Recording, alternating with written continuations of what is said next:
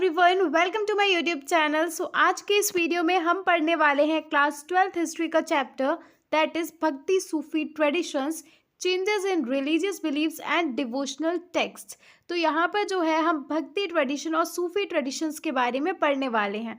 भक्ति ट्रेडिशन हो जाता है हिंदुइज्म से रिलेटेड एंड वही जो सूफी ट्रेडिशन है वो है इस्लामिक से रिलेटेड। ठीक है, तो यहाँ पर जो है हमको 8th से 18th सेंचुरी के टाइम पीरियड में कई सारे चेंजेस देखने को मिले थे रिलीजियस बिलीव्स में, डिवोशनल टेक्स्ट में। तो उन्हीं के बारे में जो है हम इस पूरे चैप्टर में पढ़ने वाले हैं। तो हिंदू रिलीजन में जो भी चेंजेस हमको देखने को मिले रिलीजियस बिलीव्स में, डिवोशनल टेक्स्ट में, उनको बोला गया है भक्ति ट्रेडिशंस। वहीं पर जो भी चेंजेस हमको इस्लामिक रिलीजियस बिलीव्स में देखने को मिले, डिवोशनल टेक्स्ट में देखने को मिले, उसको बोला गया है सूफी ट्रेडिशंस। ठीक है, तो इस पूरे चैप्टर में हम इन्हीं दो ट्रेडिशंस के बारे में पढ़ने वाले हैं विच आर भक्ति and Sufi. Okay, so starting with the chapter के इंट्रोडक्शन में हम देखें तो हमको सबसे पहले सोर्सेज के बारे में बता रखा है, यानी कि हमें जो भक्ति ट्रेडिशन, सूफी ट्रेडिशन के बारे में इंफॉर्मेशन मिलती है, नॉलेज मिलती है, वो कहाँ से मिलती है, उनके सोर्सेज क्या है, right. So first important sources archaeological sources which include stupas, monasteries and temples. Second हमारा सोर्स हो जाएगा टेक्सचुअल ट्रेडिशंस, यानी कि उस टाइम पीरियड के जो ट्रेडिशनल लिटरेसी वर्क्स थे, पुरानाज लिखे गए थे, वो काफ़ी ज़्यादा इन्फॉर्मेशन देते हैं about the religious changes, right. And हमारा तीसरा सोर्स है that is new textual sources which includes composition of poet saints, यानी कि जो उस टाइम पीरियड के कवि संत हुआ करते थे, उनकी जो भी रचनाएं होती थी, उनसे भी हमको काफ़ी ज़्यादा इन्फॉर्मेशन मिलती है about the changes in religious beliefs and जो भी डिवोशनल टेक्स्ट में चेंजेस थे तो वो हमको इनके द्वारा पता चलते हैं। एंड फोर्थ इंपॉर्टेंट सोर्स है हेगियोग्राफीज। तो हेगियोग्राफीज क्या होता है, तो ये जो है संतों की बायोग्राफीज होती हैं, जो सेंट्स होते हैं उनकी बायोग्राफी को बोला जाता है हेगियोग्राफीज। तो इनसे भी हमको काफ़ी ज़्यादा इन्फॉर्मेशन मिलती है about the religion. Okay, so अब हमारा टॉपिक है which is a mosaic of religious beliefs and practices.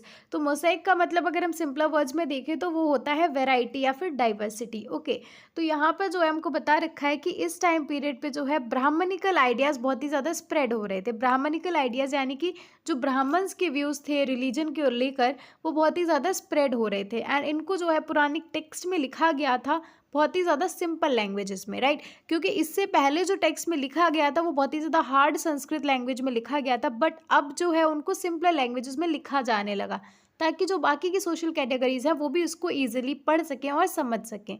Okay, secondly जो ब्राह्मण्स थे उन्होंने बाकी की सोशल कैटेगरीज के बिलीव्स को भी जो है एक्सेप्ट करना शुरू कर दिया था।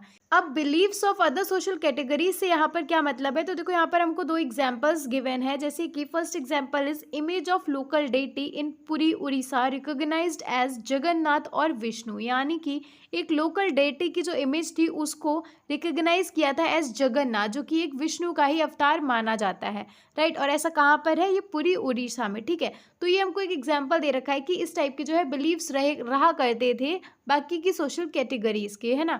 Second example given is many females local deities equated with Lakshmi और पार्वती, यानी कि यहाँ पर आपको बता रहा है कि कई सारी फीमेल लोकल डाइटीज हुआ करती थी, उनको इक्वेट किया जाता था विद लक्ष्मी एंड पार्वती। ठीक है, तो Lakshmi is considered as the wife of Vishnu ji and Parvati is considered as the wife of Shiva. तो ये कुछ चेंजेस हमको देखने को मिले during the early period of bhakti traditions. Okay, next हमको बता रखा है अबाउट वैदिक एंड तांत्रिक ट्रेडिशन। तो वैदिक ट्रेडिशन में जो है अग्नि, इंद्र और सोम जैसे डेटीज को सुप्रीम बताया गया है। ठीक है, एंड इसमें जो है मंत्र और सेक्रीफाइसेस को प्रैक्टिस किया जाता है।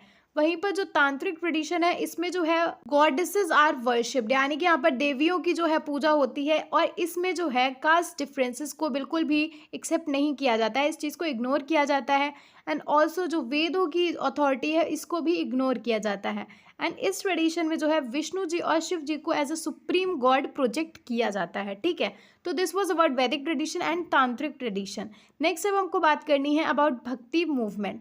तो भक्ति का मतलब क्या होता है, भक्ति मीन्स डिवोशन टू गॉड, यानी कि हमारे मन में जो भगवान के लिए जो प्रेम है, जो डिवोशन है, उसी को भक्ति कहते हैं। ठीक है, तो ये जो भक्ति मूवमेंट है ये 6th से 12th सेंचुरी के टाइम पीरियड में बहुत ही ज़्यादा पॉपुलर हो गया था, बहुत ही ज़्यादा तेज़ी से स्प्रेड हो गया था। तो इस मूवमेंट में किन चीज़ों को कंसिडर किया गया था, तो उसमें आ जाएंगे जैसे कि रेगुलर वर्शिप इन टेम्पल्स, मंदिरों में जो है रेगुलर पूजा करना, ये आ जाता है अंडर दिस। उसके साथ में एक्सटैटिक वर्शिप, एक्सटैटिक का मतलब यहाँ पर ये हो जाता है बहुत ही ज़्यादा एक्साइटमेंट के साथ में, खुशी के साथ में लोग वर्शिप कर रहे हैं, बहुत ही ज़्यादा जॉय के साथ में जो है पूजा कर रहे हैं, इस चीज़ को इम्पोर्टेंस दिया जाता है।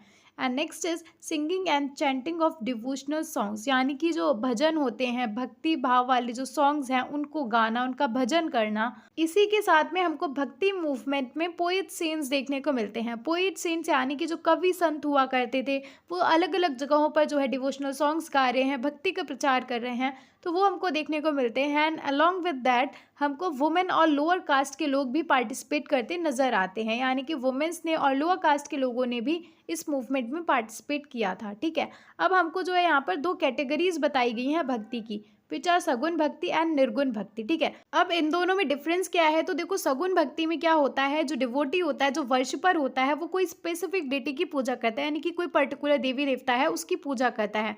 फॉर एग्जाम्पल विष्णु जी, शिव जी, है ना। तो यहाँ पर जो है बेसिकली एक आइडल की पूजा करी जाती है। हमने ये इमेजिन कर रखा है कि ये हमारे भगवान है, ये आइडल है उनका, हम इसकी पूजा कर रहे हैं, राइट। एंड वहीं पर जो निर्गुण भक्ति है, इसमें जो वर्शिपर होता है, इसमें जो डिवोटी होता है, वो एकदम फॉर्मलेस गॉड की पूजा करता है, यानी कि इसके अकॉर्डिंग भगवान का कोई भी शेप एंड साइज नहीं होता है। यहाँ पर जो है भगवान को केवल फील किया जाता है। ठीक है, यहाँ पर कोई आइडल नहीं होता है, it is the worship of formless God. Okay, तो it is the difference between Sagun Bhakti and निर्गुण भक्ति। अब नेक्स्ट हमको बता रखा है अबाउट तमिल भक्ति मूवमेंट फीचर्स। ठीक है, तो यहाँ पर हमको तमिल भक्ति मूवमेंट के कुछ फीचर्स के बारे में बता रखा है। सो ये जो मूवमेंट है ये ओरिजिनेट हुआ था तमिलनाडु से ही in the 6th century CE। ठीक है, एंड इसको लेड किया गया था अल्वर्स और नयनार्स के द्वारा। अब ये अल्वर्स और नयनार्स कौन है, तो अल्वर्स वो वर्शिपर्स हैं जो कि विष्णु जी की पूजा करते हैं, यानी कि विष्णु जी के डिवोटी को अल्वर्स बोला गया है, और जो नयनार्स हैं उनको बोला गया है वर्शिपर्स ऑफ शिवा, है ना। तो ये जो है शिव जी की पूजा करते थे। तो इन्हीं दोनों के द्वारा, अल्वर्स और नयनार्स के द्वारा जो है इस मूवमेंट को लीड किया गया था। ठीक है, सो अल्वर्स और नयनार्स जो हैं अलग अलग जगहों पर जाकर अपने इंपॉर्टेंट डीटीज के डिवोशनल सॉन्ग्स गाया करते थे, एंड इनके द्वारा कई सारे बड़े बड़े टेम्पल्स भी बिल्ड करवाए गए। इसके अलावा इन्होंने जो है कास्ट सिस्टम को बिल्कुल भी सपोर्ट नहीं किया है, एंड साथ ही जो चोला रूलर्स थे उन्होंने भी भक्ति ट्रेडिशन को सपोर्ट किया है। उन्होंने कई सारी जो है लैंड ग्रांट्स करी हैं, यानी कि कई सारी ज़मीनें जो है दान में दी हैं ताकि वहाँ पर टेम्पल्स बनवाए जा सकें, स्पेशली फॉर विष्णु जी। ठीक है, तो इन्होंने जो है काफ़ी ज़्यादा सपोर्ट दिखाया फॉर द भक्ति ट्रेडिशन। नाउ नेक्स्ट हमको बता रखा है अबाउट तमिल भक्ति लिटरेचर। तो यहाँ पर हमको अल्वर्स की एक लिटरेचर देखने को मिलती है which is Nalayira Divya Prabandham by Natha Muni. And वहीं पर जो नयनार्स की लिटरेचर है that is Tevaram songs by Appar and Sundarars. ठीक है, तो ये दो इंपॉर्टेंट लिटरेचर है which you have to learn. ठीक है, नेक्स्ट हमको बता रखा है अबाउट वुमेन इन तमिल भक्ति मूवमेंट। तो तमिल भक्ति मूवमेंट में दो इंपॉर्टेंट वुमेन के बारे में हमको बता रखा है। फर्स्ट इज अंडाल, जो कि एक वुमेन डिवोटी थी विष्णु जी की, यानी कि ये एक अलवर थी। ठीक है, एंड सेकेंडली कराइकल अम्मैया, जो कि एक डिवोटी थी शिव जी की, यानी कि ये एक नयनार थी। ठीक है, तो ये दो इंपॉर्टेंट वुमेन है ड्यूरिंग द तमिल भक्ति movement.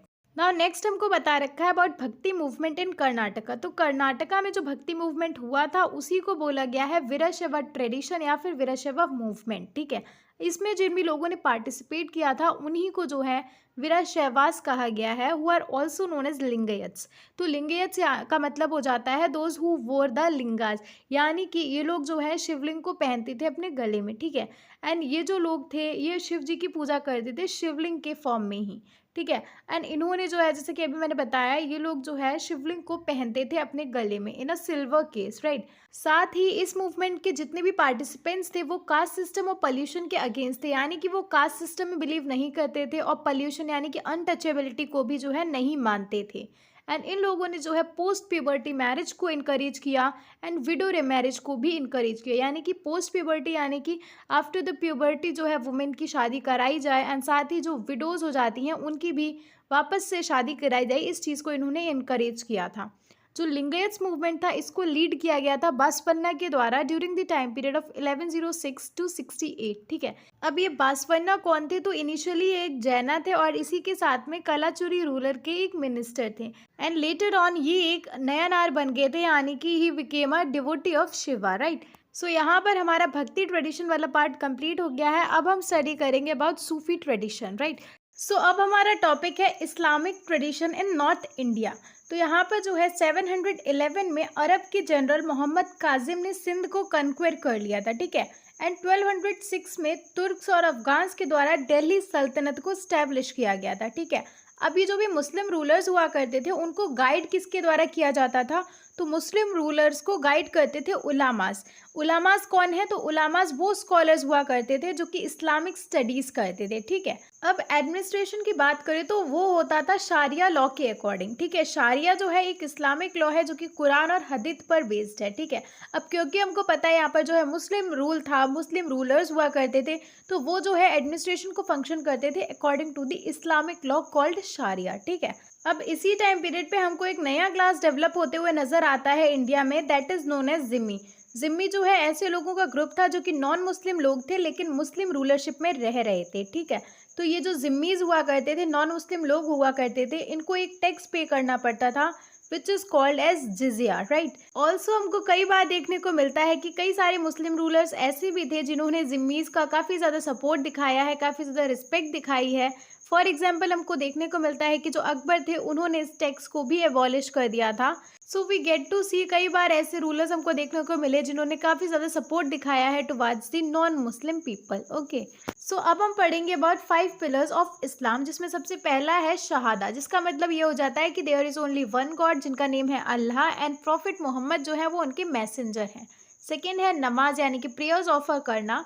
Third is zakat which means giving alms यानी कि दान दक्षिणा करना। फोर्थ है सौम यानी कि रमज़ान के दौरान फास्टिंग करना। And fifth is hajj which means pilgrimage to Mecca. तो ये 5 पिलर्स हैं इस्लाम के which every Muslim should follow. Next हमको बता रखा है about universal architectural features of mosque, यानी कि यहाँ पर हमको बता रखा है ऑल ओवर द वर्ल्ड, चाहे कहीं पर भी आप देख लीजिए कोई भी मॉस्क है या फिर अगर होता है तो उसमें ये 3 फीचर्स होते ही होते हैं विच आर, पहला है ओरिएंटेशन टुवर्ड्स मक्का, यानी कि कोई भी मॉस्क हो उसका डायरेक्शन मक्का की तरफ होगा, ठीक है। Second is mihrab which means prayer niche, यानी कि किसी भी मॉस्क में मेहरब बनता है वो भी जो है मक्का की ही डायरेक्शन में बनता है। एंड थर्ड इज मिनबार, जिसका मतलब होता है पुलपित, यानी कि मॉस्क में जो है एक रेज्ड प्लेटफॉर्म होता है जहाँ पर सरमन वगैरह दिए जाते हैं। तो ये जो 3 चीज़ें हैं ये हर एक मॉस्क में हमको देखने को मिलेंगी ही मिलेंगी। ये 3 आर्किटेक्चरल फीचर्स जो हैं ये यूनिवर्सल हैं, ऑल ओवर द वर्ल्ड हमको देखने को मिलेंगे ही मिलेंगे, ठीक है। ओके तो अब हम पढ़ेंगे अबाउट सूफिज्म, ठीक है। तो ये जो वर्ड सूफिज्म है इसको इस्लामिक टेक्स्ट में यूज़ नहीं किया गया है। इंस्टीड ऑफ सूफिज्म हमको देखने को मिलेगा तज़व्वुफ़, ठीक है। तो तज़व्वुफ़ और सूफिज्म एक तरह से सिनोनिम है, राइट। अब ये जो वर्ड गिवन है सूफीज़, ये कौन लोग हुआ करते थे? तो देखो उन मुस्लिम्स का ग्रुप जो कि बहुत ही ज़्यादा रिलीजियस माइंडेड लोग होते थे उनको हम सूफीज़ कहते हैं, यानी कि we can say Sufis are the people who are religious minded Muslims, ठीक है। जिनमें बहुत ही ज़्यादा भक्ति भाव है, बहुत ही ज़्यादा रिलीजन को फॉलो करने वाले हैं, उनको हम सूफीज़ कहते हैं। एंड ये जो सूफीज़ हुआ करते थे ये एसेटिज्म और मिस्टिज्म को फॉलो करते थे, यानी कि बहुत ही ज़्यादा कड़ी तपस्या करना, संन्यास ले लेना एंड हर टाइम जो है अल्लाह में ही लीन रहना, मतलब बहुत ही ज़्यादा डिवोटेड रहते थे टुवर्ड्स देयर गॉड। तो these were the features of Sufis.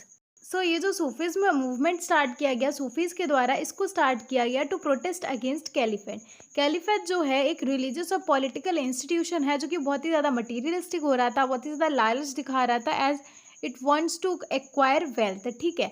तो इसके अगेंस्ट जो है इसको प्रोटेस्ट किया गया था बाय सूफीज़। एज सूफीज़ ने ये बताया कि ज़्यादा फोकस हमको किस चीज़ पे करना चाहिए, ज़्यादा एम्फेसिस हमको दिखाया गया ऑन सीकिंग साल्वेशन, यानी कि चीज़ों का त्याग करना, मटीरियलिस्टिक वर्ल्ड से हटना, यही जो है इम्पॉर्टेंट है।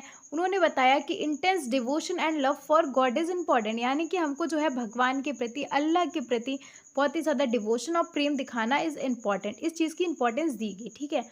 ऑल्सो इस्लाम में प्रॉफिट मोहम्मद को परफेक्ट ह्यूमन बीइंग बताया गया है। Now next we will be talking about khanqahs. So khanqahs का मतलब होता है इंस्टीट्यूशन और हॉस्पाइस ऑफ सूफीज़।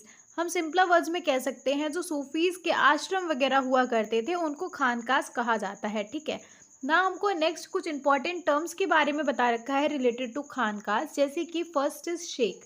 शेख का मतलब हो जाता है जो सूफी टीचिंग मास्टर हुआ करते थे उनको शेख कहा जाता था, ठीक है। और शेख को जो है पीर और मुर्शिद भी कहा जाता था बाकी की डिफरेंट लैंग्वेजेस में। अगला टर्म है मुरीद। मुरीद का मतलब हो जाता है डिसिपल्स, जो भी शेख के डिसिपल्स हुआ करते थे उनको मुरीद कहा जाता था।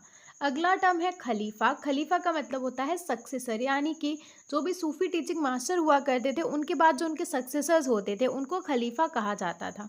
अगला टर्म है दरगाह। दरगाह का मतलब ये हो जाता है कि कोई भी शेख मर जाते थे तो उनकी कब्र पे एक श्राइन जैसा बनाते थे, टॉम श्राइन, राइट। तो उसी को जो है दरगाह कहा जाता था। हम बहुत ही सिंपल कह सकते हैं, किसी भी शेख की जो कब्र है उसको दरगाह कहते थे, ठीक है। अगला टर्म है जियारत। तो जियारत का मतलब ये होता है किसी भी शेख की डेथ एनिवर्सरी पर उनकी ग्रेव पर, उनकी कब्र पर पिलग्रिमेज को परफॉर्म करना, दैट इज कॉल्ड जियारत, ठीक है। नेक्स्ट हमको दो टर्म्स दे रखे हैं विच आर बी शारिया एंड बा शारिया। तो बी शारिया का मतलब ये हो जाता है वो सूफी जो कि शारिया को इग्नोर करते थे। तो शारिया एक इस्लामिक लॉ है, ठीक है। शारिया को जो लोग इग्नोर करते थे, फॉलो नहीं करते थे, उनको बी शारिया बोला गया है। एंड जो सूफीज उसको फॉलो करते थे, उसको एक्सेप्ट करते थे, उनको बाशारिया बोला गया है। So this is the difference between be Shariya and basharia. Okay okay, तो अब हमको बता रखा है अबाउट सिलसिला, जिनको कि सूफी ऑर्डर्स भी कहा जाता है। तो ये जो वर्ड सिलसिला है इसका लिटरल मीनिंग होता है spiritual chain between master and disciple, यानी कि मास्टर और डिसिपल के बीच में जो चेन होती है, जो कनेक्शन होता है, उसी को सिलसिला कहा गया है। एंड इसको जो है सूफी ऑर्डर भी कहा जाता है, ठीक है। इंडिया में हमको 12 सिलसिला देखने को मिलती हैं, यानी कि 12 सिलसिलाज आर देयर इन इंडिया, जिसमें से सबसे इम्पॉर्टेंट वन है चिश्ती सिलसिला, जिसको कि खोजा गया था ख्वाजा मोइनुद्दीन चिश्ती के द्वारा, ठीक है। तो दिस वाज अबाउट सिलसिला। नेक्स्ट हम बात करेंगे अबाउट चिश्ती खानका, ठीक है। तो चिश्ती खानका के बारे में हम जानेंगे। तो खानका का मतलब हमको पता है क्या होता है, आश्रम या फिर we can say institution of Sufis, ठीक है। तो यहाँ पर हमको चिश्ती खानका के कुछ इंपॉर्टेंट फीचर्स के बारे में बता रखा है। जैसे कि हमको बता रखा है कि हमको यहाँ पर जो है कई सारे छोटे छोटे रूम्स देखने को मिलते हैं। एक बड़ा सा हॉल है जहाँ पर जो भी विजिटर्स आते हैं वो रहते हैं और प्रेयर्स करते हैं, ठीक है। एंड इस खानकाह में कौन कौन रहता है, तो शेख के फैमिली मेम्बर्स रहते हैं, उनके अटेंडेंट्स रहते हैं और डिसिपल्स रहते हैं, यानी कि जो शेख के स्टूडेंट्स हैं वो रहा करते थे, ठीक है। शेख कहाँ पर रहते थे, तो देखो हॉल के रूफ के ऊपर जो है एक छोटा सा रूम था जिसमें शेख रहा करते थे। इसके अलावा हमको देखने को मिलता है कि यहाँ पर एक ओपन किचन है जिसको हम लंगर कह सकते हैं। एंड ये लंगर जो है चैरिटी के ऊपर रन होता था, यानी कि जो भी दान दक्षिणा आती थी, जो भी चैरिटी फंड होता था, उससे जो है इस किचन को चलाया जाता था। एंड यहाँ पर कोई भी फ्रीली खा सकता था। इसके अलावा हमको कुछ प्रैक्टिसेस के बारे में बता रखा है, जैसे कि बोइंग बिफोर द शेख, यानी कि कोई भी आता था विजिटर, है ना, तो वो जो है शेख के सामने झुक कर उनके आगे बो करके जो है उनको रिस्पेक्ट दिखाता था। उसके अलावा ऑफरिंग वाटर टू विजिटर्स, यानी कि कोई भी विजिटर यहाँ पर आता था इस खानकाह में तो उसको जो है पानी ऑफर किया जाता था। तो ये कुछ प्रैक्टिसेस हैं जो वहाँ पर फॉलो करी जाती थी। नेक्स्ट हमको बता रखा है अबाउट दरगाह ऑफ ख्वाजा मोइनुद्दीन चिश्ती। तो दरगाह क्या होता है ये भी हमने पहले देखा है। दरगाह यानी कि कोई भी शेख मर जाता है तो उसकी जो कब्र होती है वहाँ पर टॉम्ब श्राइन बनाते हैं, है ना, इसी चीज़ को दरगाह कहा जाता है। तो यहाँ पर हम पढ़ने वाले हैं अबाउट दरगाह ऑफ ख्वाजा मोइनुद्दीन चिश्ती। तो इनकी जो दरगाह थी बहुत ही ज़्यादा पॉपुलर थी एंड इनको पॉपुलरली गरीब नवाज कहकर भी जाना जाता है। एंड ये कहाँ पर लोकेटेड है, तो it is in Ajmer. Mohammad bin Tughlaq जो है ये फर्स्ट सुल्तान थे जिन्होंने इनकी दरगाह पर विजिट किया था, यानी कि Mohammad bin Tughlaq was the first sultan to visit the dargah of Khwaja Moinuddin Chishti, ठीक है। अकबर जो कि एक मुगल रूलर थे, इन्होंने इस दरगाह को विजिट किया है 14 टाइम्स। एंड हर बार जब वो जाते थे तो जनरस गिफ्ट्स लेकर जाते थे, यानी कि वो काइंडनेस के साथ में जो है चैरिटी पर्पस के लिए जो वहाँ पर हर बार गिफ्ट्स लेकर जाते थे। एंड इसी के साथ में अकबर ने इस दरगाह के अंदर एक मॉस्क बनवाया है। ओके, नाउ नेक्स्ट हमको कुछ इंपॉर्टेंट पोइट सेंट्स के बारे में बता रखा है, जिनमें सबसे पहले है कबीर। तो ये जो है ये नॉर्थ इंडिया के पोइट सेंट हैं एंड ये एक हिंदू फैमिली से बिलोंग करते हैं। हालांकि इनकी अपब्रिंगिंग करी गई है मुस्लिम फैमिली के द्वारा एंड इनको जो है भक्ति में इनिशिएट किया गया है गुरु रामानंद के द्वारा, यानी कि जो इनके गुरु थे गुरु रामानंद, इनके द्वारा इनको भक्ति मूवमेंट में भक्ति में इन्वॉल्व किया गया है। इसके अलावा कबीर के जो भी वर्सेस हैं, इनकी जो भी रचनाएं हैं, वो हमको 3 जगह कंपाइल्ड देखने को मिलेंगी, इन द कबीर बीजक, द कबीर ग्रंथावली एंड आदि ग्रंथ साहिब। तो ये 3 जगह हमको इनके सारी रचनाएं जो है कंपाइल्ड मिलेंगी, ठीक है। इन्होंने जो है कुछ स्पेशल लैंग्वेजेस का यूज़ किया है अपनी रचनाओं में, अपने वर्सेस में, विच आर संत भाषा एंड उलट बरसी। इन्होंने अपनी राइटिंग्स में भगवान को डिस्क्राइब किया है एज अल्लाह, एज खुदा, हजरत, पीर, अलग, निराकार, ब्रह्मा और आत्मा। तो ये कुछ टर्म्स इन्होंने यूज़ करी हैं for God in his writings, ठीक है। He stood for Hindu Muslim unity and condemned caste system and rituals and practices, यानी कि इन्होंने अपना स्टैंड लिया है हिंदू मुस्लिम यूनिटी के लिए एंड साथ ही इन्होंने कास्ट सिस्टम को डिसअप्रूव किया है। इन्होंने इस चीज़ को एक्सेप्ट नहीं किया है इसके अलावा जो भी हिंदू मुस्लिम्स रिलीजियस बिलीव्स के नाम पे रिचुअल्स करते हैं, प्रैक्टिसेस करते हैं, इस चीज़ को भी इन्होंने कंडेम किया है, एक्सेप्ट नहीं किया है। ओके, नाउ नेक्स्ट हमको बता रखा है अबाउट गुरु नानक जी, जो कि सिखिज्म के फाउंडर थे, यानी कि सिख रिलीजन के फाउंडर थे। इनका जन्म हुआ था हिंदू मर्चेंट फैमिली में and in the village called Nankana Sahib, जो कि प्रेजेंट डे पाकिस्तान में है। गुरु नानक जी निर्गुण भक्ति में बिलीव करते थे, यानी कि ये जो है फॉर्मलेस गॉड की वर्शिप किया करते थे। एंड ऑल्सो इन्होंने सेक्रीफाइसेस को, रिचुअल्स को, इमेज वर्शिप को रिजेक्ट किया है, यानी कि जो भी लोग पूजा पाठ करते हैं, इमेज वर्शिप करते हैं, रीति रिवाज करते हैं, इस चीज़ को इन्होंने रिजेक्ट किया है। ठीक है, इनके जो डिसाइपल थे अंगद, उन्होंने इनको सक्सीड करके जो है सेकेंड गुरु बन गए थे। उसके बाद में जो फिफ्थ गुरु थे, हु वॉज गुरु अर्जन, इन्होंने अधिग्रंथ साहिब को कंपाइल किया। देन नाइन्थ गुरु थे गुरु तेग बहादुर, जिन्होंने गुरु ग्रंथ साहिब को कंपाइल किया। ठीक है, एंड सिखिज्म के 10th गुरु गुरु गोबिंद सिंह ने खालसा पंथ की शुरुआत करी। सो खालसा पंथ क्या है? बेसिकली ये एक सोल्जर्स का ऐसा ग्रुप है जो कि सिखिज्म में बिलीव करते थे। एंड इसी के साथ में खालसा पंथ के 5 इंपॉर्टेंट सिंबल्स होते हैं, which are uncut hair, a dagger, a pair of shorts, a comb and a steel bangle. तो ये 5 इंपॉर्टेंट सिंबल्स है of Khalsa Panth. Okay, now next हमको बता रखा है अबाउट मीराबाई। तो Mirabai is the best known women poet and इनको डिवोटी प्रिंसेस कह के भी जाना जाता है। ये है कृष्ण जी की डिवोटी थी, कृष्ण जी की भक्त थी, जो कि विष्णु जी के अवतार हैं। अब ओरिजिनली ये कोई पोएट सीन नहीं थी, ओरिजिनली ये एक राजपूत प्रिंसेस थी फ्रॉम मारवाड़ एंड इनकी शादी हुई थी मेवाड़ के एक प्रिंस से। लेकिन इन्होंने कभी भी अपने हस्बैंड को एक्सेप्ट नहीं किया, बिकॉज ये जो है पूरी तरह से भक्ति में लीन थी एंड कृष्ण जी को ये अपना लवर मानती थी एंड खुद को उनकी प्रेमिका मानती थी। तो इसलिए इन्होंने कभी भी अपने हस्बैंड को एक्सेप्ट नहीं किया एंड ये जो है पैलेस से भाग जाती हैं, एस्केप कर जाती हैं एंड भक्ति में पूरी तरह से लीन हो जाती हैं। And also we get to know इनके जो गुरु थे, इनके जो प्रिसेप्टर थे, दैट वॉज रायदास। ठीक है, तो ये तो बहुत ही ज़्यादा बेसिक सी चीज़ें हैं अबाउट मीराबाई, हम सबको शायद शुरू से ही पता है, बचपन से पता है। तो यहाँ पर जो है इसी के साथ में हमारा पूरा का पूरा चैप्टर कंप्लीट हो गया है। हमने एक एक टॉपिक को कवर किया है within short time period. तो I hope this was helpful for you guys and thank you so much for watching. Do like the video, subscribe to my channel and हम मिलेंगे हमारे next video में with another chapter. Till then stay tuned.